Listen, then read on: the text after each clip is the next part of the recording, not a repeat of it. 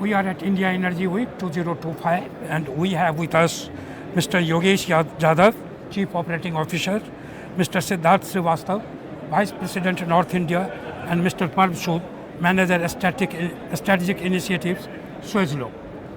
So my first question would be, can you please tell us about the Swagelok, what all services and solutions you are offering to the industry and which industries? So we are in the instrumentation space.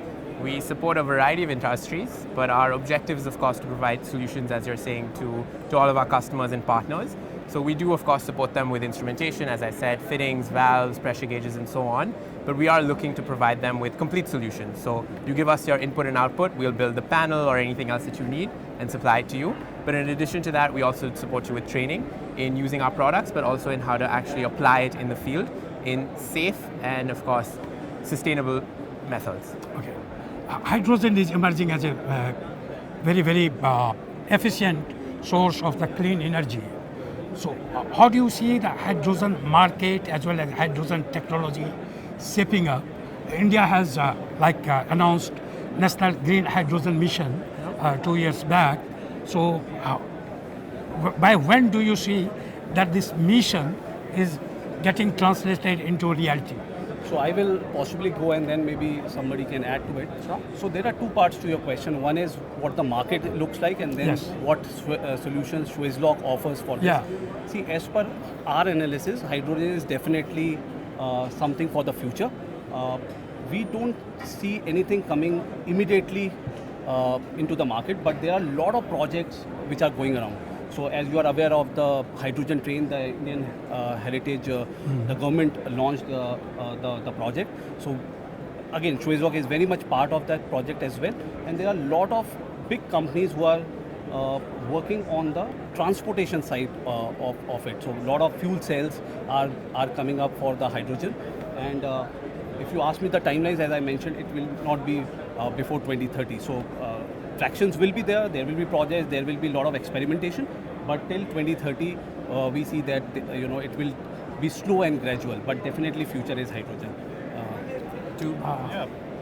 I think very interesting because Swagelok has been one of the major pioneers of technology in the field of CNG, and we have seen that cycle happening in CNG 25 years back. We remember the first vehicle that was built of CNG. We are seeing something similar happening in hydrogen. I don't expect hydrogen to change overnight. The market will take its own time, like CNG did. What we are seeing in CNG today, we will probably see in hydrogen happening probably a little bit quicker, maybe 15 years, 10 to 15 years. Swagelok as such has been at the forefront of all that development. We are on the first hydrogen station that was ever built in India by Reliance at Jamnagar. We are also involved in the first few buses of hydrogen that are built. So all the prototyping, R&D, we are at the forefront of it. And we are seeing a similar sort of ramping up that we saw way back in CNG happening in hydrogen as well. So I think it's not very far. So in terms of innovations, what are the new innovations that you are coming up with for the market? So in terms of innovation, hydrogen requires a very different range of products altogether.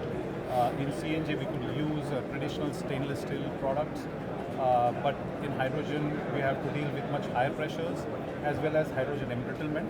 So the range of products that we have are very different. They are all displayed here. They are meant for pressure. So CNG, as you know, is between 200 to 250 bar. Hydrogen, technically starts at 350 bar and can go right up to 1040 bar. Currently the market is ranging between 350 bar to about 500 bar, but it's only a matter of time that the first few prototype developments of 500 bar, then 750 bar and 1000 bar will come into picture. And we have products basically for all that range available with us, and we will play our role in kind of developing the applications, whether it is automotive, whether it is the infrastructure, which is gas distribution, whether it is liquid hydrogen, we will be there. We have products for all of those applications. To build on to that, I would say that we're seeing a quite unique situation in India. Globally, fuel cells are viewed as being the solution with hydrogen, but practically speaking, in India, we have a more conservative mindset and a more sort of being mindful of what we already have and repurposing it rather than inventing the wheel. And so we're looking at repurposing ICE engines for automotive use specifically, more so here locally than abroad. And that's quite unique to us in the Indian market, but we are still able to support it with Swagelok products. What is the current operational profile of Swagelok, and what is your future expansion plan?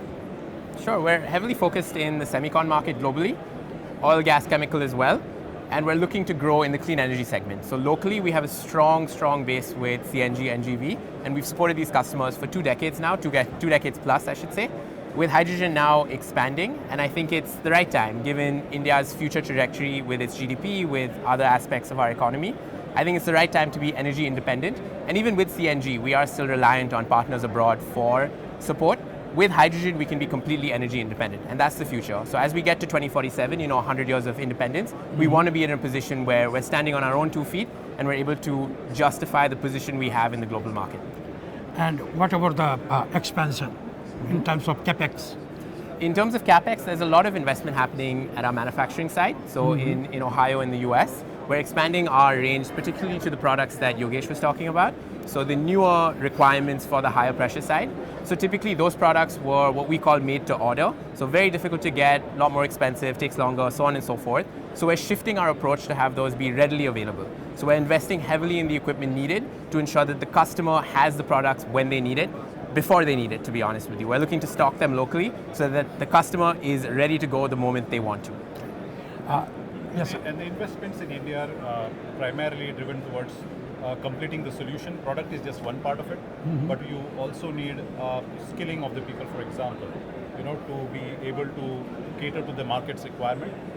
You also need a lot of solutions to be worked upon in the prototype stage, in the early stages. So I think most of our early investment is focused on those 2 areas. Skilling is one part, and solution development together is the other part. So how are you planning to tackle these 2 challenges? Well, I think we are very well poised to do that globally because Swagelok has a very global presence. The competencies are already there. It's only a matter of bringing them into India, and we are heavily focused on that. We have a nice plan to do that over the next 3 years, and we are very much committed to that. Sustainability is emerging as one of the main component for the industry.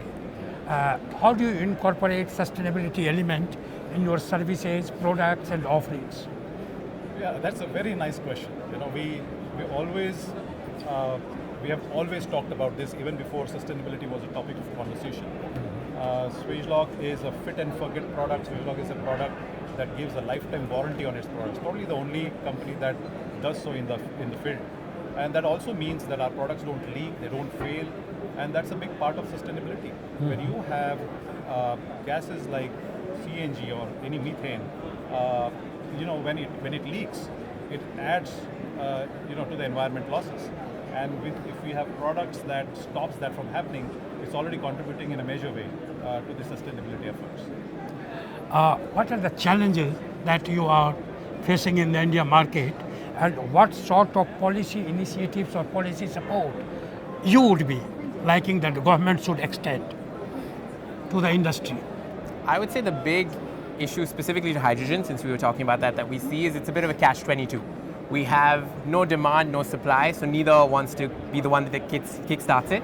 So we do appreciate private players like Reliance and so on heavily investing in trying to get the supply side sorted out, but also emphasizing the demand side. So the government's initiative to help promote that market on both fronts is really what we need. We have seen it in the past on one side and the other, but the flip-flop is not going to yield us any positive results. There needs to be a commitment to both sides, generate the demand, generate the supply hand in hand, so that the future looks bright for hydrogen for all of us. You talked about semiconductor as well. Yes. It is gradually starting up here in India with a lot of investments and incentives announced by the government and private players. How do you see the scenario unfolding on the semiconductor space? I would say the semiconductor space also has a lot of potential. We are looking at, I would say, the next 5 years more on the R&D side, exploring the potential for long-term manufacturing in India is still a long road ahead, but it has to happen. Similar to energy independence, chip independence is vital as we continue in this new technological age. So I do think that is something that has a longer runway, But I do see R&D being the forefront before we get into the manufacturing of fabs and so on. But it is definitely going to happen. I like to joke that hydrogen, semicon, etc. is going to happen tomorrow. Every day it's going to happen tomorrow. So tomorrow has to come, it has to be today. We're getting there, but we're still not quite there today. And in terms of market, which are your major source market in terms of generating business and contributing to the overall revenue? So currently, of course, clean energy is our biggest market. By the nature of the CNG infrastructure that we have. But I think oil and gas is our traditionally very mature market as well, and we continue to invest in that market. But semiconductor is something which is a big promise on the horizon, and we feel that we are sort of well poised for that market as well. We have been participating very regularly in Semicon India, and we are very excited to see the developments there as well. Similar to what we already see here at IW. So it's all exciting, very exciting. All the fields are doing well. We like to joke in the office that let's see which market wins the race. Is it semiconductor or is it hydrogen? So if I may ask, where does India stand in your global scheme of things? So India has a lot of importance from the global perspective, and that you will see tomorrow because there are a lot of global visitors coming from the US. And a lot of investments are happening across in India. We are putting a lot of money on our infrastructure. We are putting a lot of money on our manpower resources. We are developing, as Yogesh was mentioning about skills. So we are sending our people for a lot of global trainings to develop them as field engineers. Just to let you know that most of the sales people in India, in Swagelok, are engineers. So that's the beauty because we have that kind of liberty to have those sales as engineers.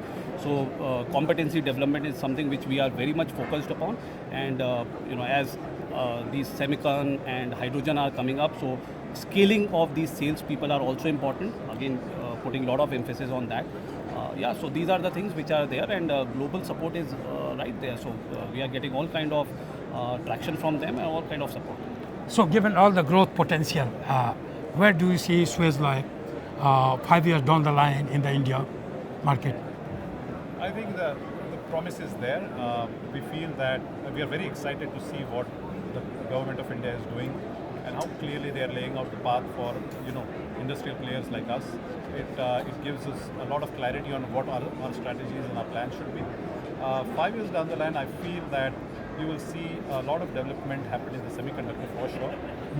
And I hope so the same is true for hydrogen. Hydrogen, of course, has an additional challenge of infrastructure development. But I feel even that, hearing Minister Puriji is speaking very forcefully about future roadmap, and we are very excited about it. I think we are well poised, and we see that we would have crossed the initial stages of early development, and we would be well into the next stage of business. Anything more you would like to add from your side? All three of us? Just that I'm very excited about the future prospects of India. I was fortunate to move abroad to study for a couple of years, but at some point I said, look, home is home and the potential is immense in India, and I want to be back here building, India for the future. So very excited for what's coming next.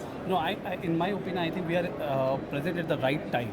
So this is the time for the country, and whatever we have talked in terms of markets, I think every market Swagelok is present. We have an application to serve. So I think it's the right time for us to be in India and expand.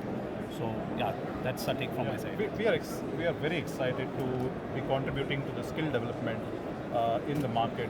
These two markets, energy, clean energy as well as semiconductor.